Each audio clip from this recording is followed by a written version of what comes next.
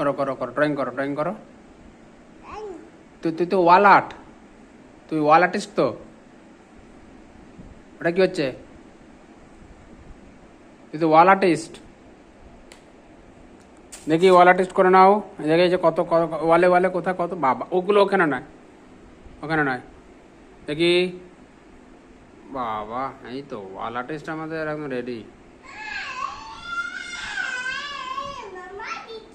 হুম, দেখি ওয়ালে কি হচ্ছে তোমার, কি হচ্ছে।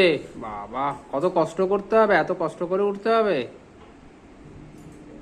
হ্যাঁ, এত কষ্ট করে উঠে এবার দেয়াল লিখন। আহ, খুব ভালো হচ্ছে, দারুণ ড্রয়িং। পুরো ঘরটা রং করে দে,